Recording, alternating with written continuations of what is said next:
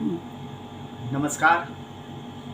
मैं हेमंत पाठक समस्त YouTube श्रोताओं को अपनी ओर से फिर से नमस्कार और प्रणाम करता हूँ। आज मैं जिस विषय को लेकर के आपके समक्ष आया हूँ, उस विषय को कहने के पहले उससे संबंधित मैं चंद पंक्तियाँ आप लोगों के समक्ष रखना चाहता हूँ। और वह पंक्तियाँ इस प्रकार से हैं। भुवन भूषण भव्य भारतवर्ष भूति निधान है। भुवन भूषण भव्य भारतवर्ष भूति निधान है। जय जय जय धर्म विनयनम हृदय हिंदुस्तान है। जय जय जय अनवद्य हिंदुस्तान है।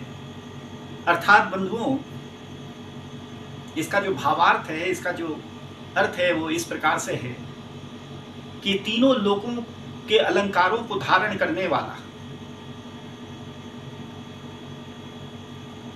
अति सुंदर और ऐश्वर्य के खदान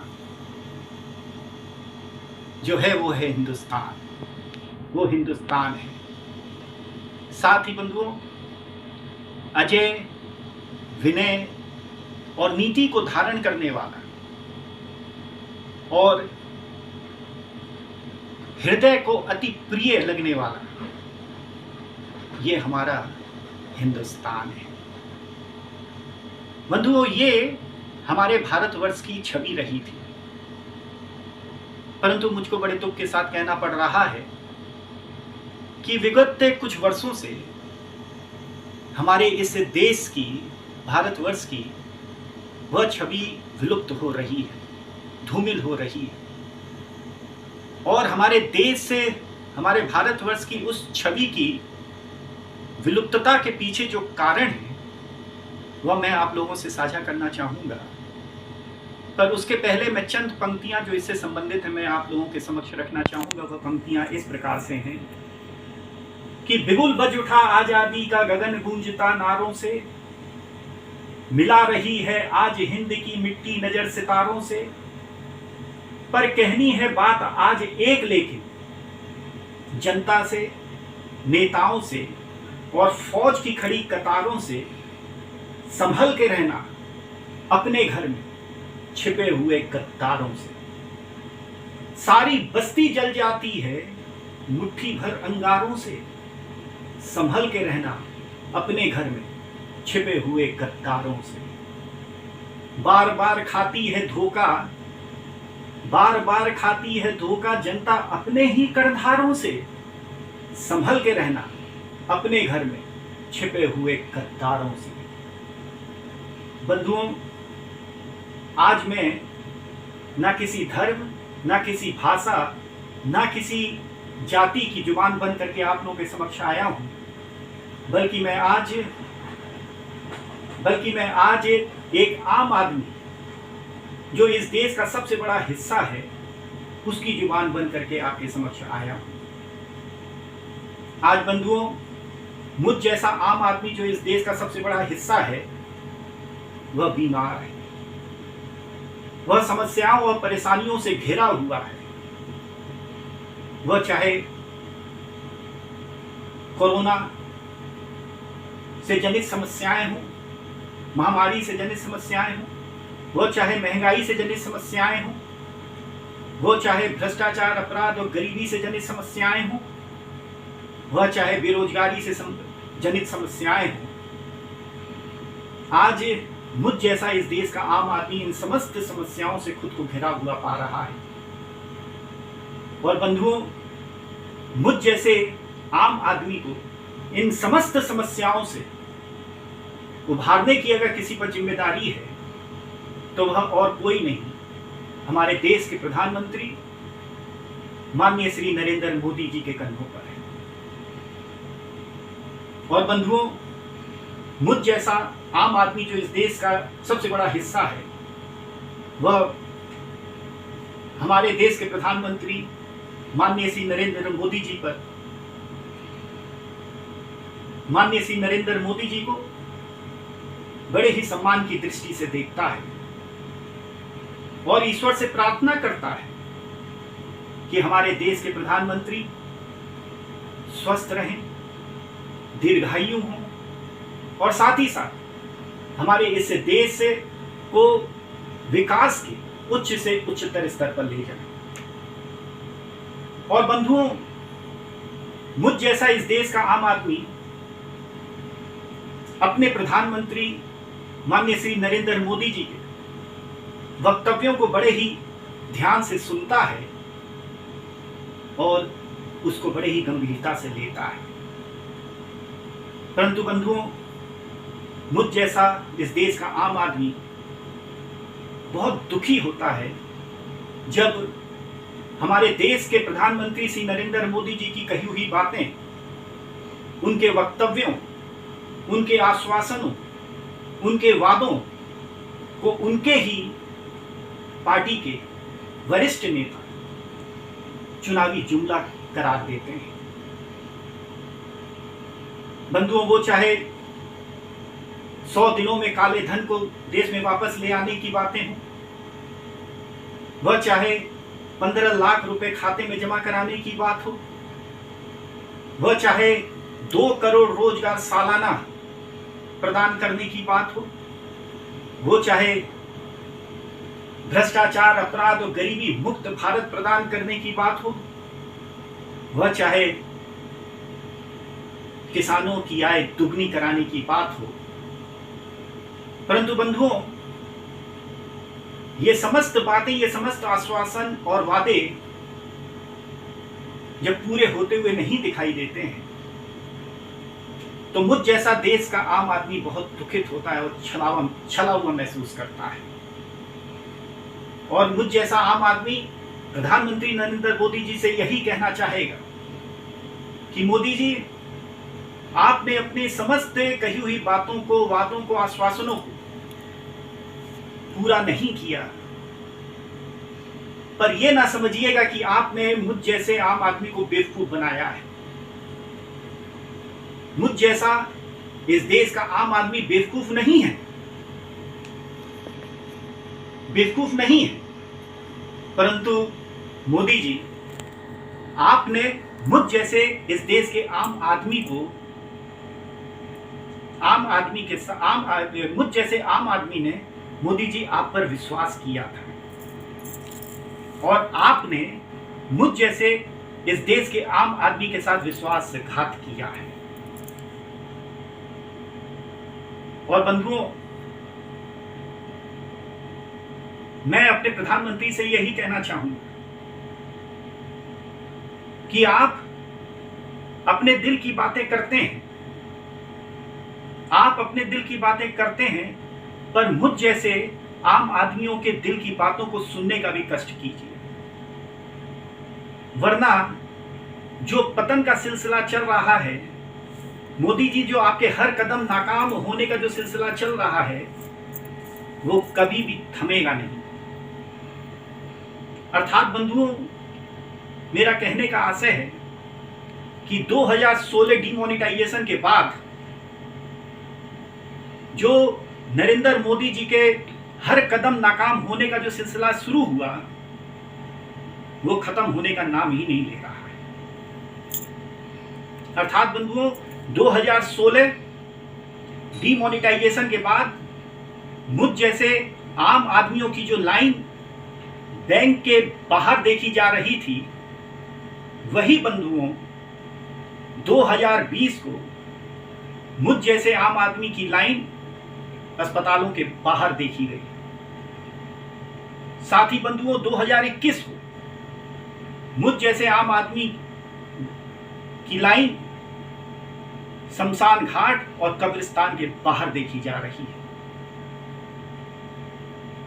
और बंधुओं, मुझको कहते हुए जरा भी हिचक नहीं हो रहा है कि ये नरेंद्र मोदी जी के जो पतन का सिलसिला, ये जो नाकाम होने का, हर कदम नाकाम होने का जो सिलसिला जो थम नहीं रहा है, उसके पीछे एक कारण और है।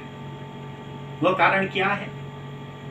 बंधुओं, जिस दिन हर हर महादेव के नारे को बदल करके हर हर मोदी कर दिया गया था, उसी दिन से इस देश में पतन का सिलसिला शुरू हो गया। और बंधुओं, उसी का परिणाम है कि आज हर हर मोदी घर घर मोदी की जगह हर हर मोदी घर घर बेरोजगारी, हर हर मोदी घर घर महंगाई से जिंदगी हारी, हर हर मोदी घर घर जियो सिम सब पर भारी है, हर हर मोदी देश में व्यापारियों पर जीएसटी पड़ी भारी है। यह स्थिति है बंधु। और इतना ही नहीं बंधु, मोदी जी के नाकाम होने का सिलसिला लगातार चल रहा है। इन 7 सालों में देश बेहाल है। इन 7 सालों में देश बेहाल है। पेट्रोल 100 पार है। इन 7 सालों में देश बेहाल है। पेट्रोल 100 पार है। लाशों की खदान है। महंगाई बेलगाम है। करोड़ों लोग बेरोजगार हैं। देश बेहाल, करोड़ों लोग बेरोजगार हैं। हजारों सैनिकों की जा रही जान है। नदियों में तैरती लाशें हैं। देश बेहाल है, पर बीजेपी के नेता माला माल हैं। यह स्थिति है बंधु।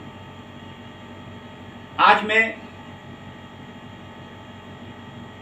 एक आम आदमी होने के नाते मैं देश के प्रधानमंत्री जी से विनती करूंगा कि वह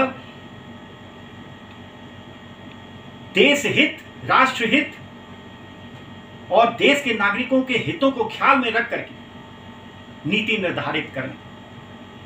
राष्ट्र हित और देश के नागरिकों के हितों को प्राथमिकताएं दें, ना कि निजी पार्टी के हितों को और निजी मित्रों के हितों को ध्यान में रख करके नीति निर्धारित करें या उनके हितों को प्राथमिकताएं दें।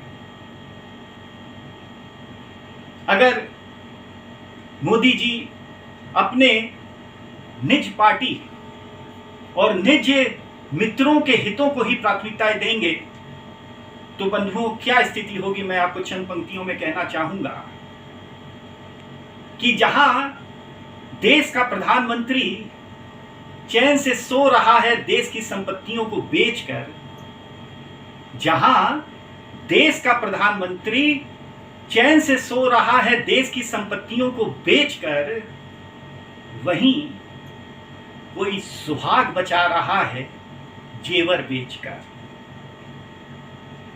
जहां बाप उम्र गुजार दिया एक घरौंदा बनाने में, जहां बाप ने उम्र गुजार दी एक घरौंदा बनाने में, वहीं बेटा बाप की सांसें खरीद रहा है घर बेचकर।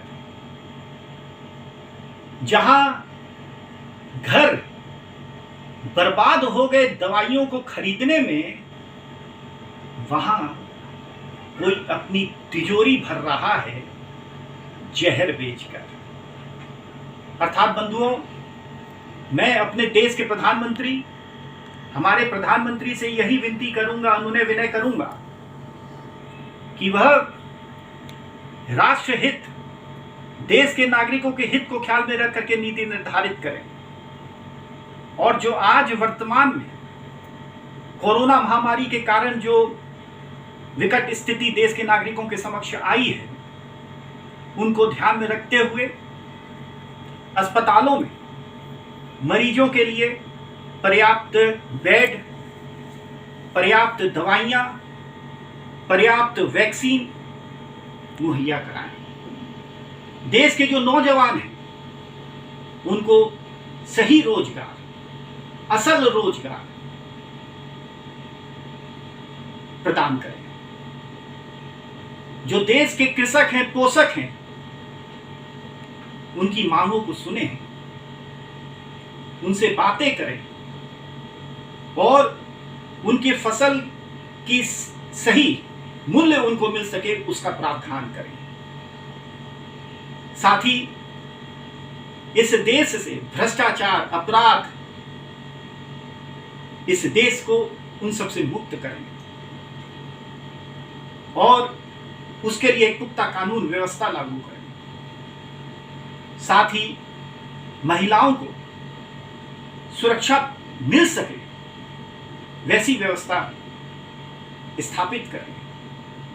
और साथ ही साथ आखिर में मैं यही विनती करूंगा कि यह देश ना हिंदुओं का है, ना मुसलमानों का ना है, ना ही सिख का है, ना ही ईसाई का है। प्रधानमंत्री जी, आप समदृष्टि रखते हुए इस देश में एनआरसी और सीएए को दिखा करके, डरा करके ना चलें। सबको इस देश में रहने का अधिकार है। ऐसा समदृष्टि रखते हुए अमन और शांति का माहौल बनाएं, सबके विश्वास को जीतें। नहीं तो आपको यह देश और इस देश के नागरिक कभी माफ नहीं करेंगे। मैं इसी से संबंधित चंद पंक्तियां कहना चाहूंगा बंधुओं कि सत्य कलम की सत्य कोटि है, राज धर्म पर बोलेगी। सत्य कलम की सत्य कोटि है, राज धर्म पर बोलेगी।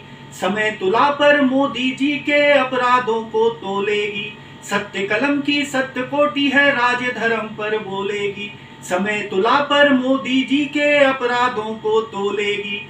मनुहारों से कभी लहू के दामन साफ नहीं होंगे। मनुहारों से कभी लहू के दामन साफ नहीं होंगे।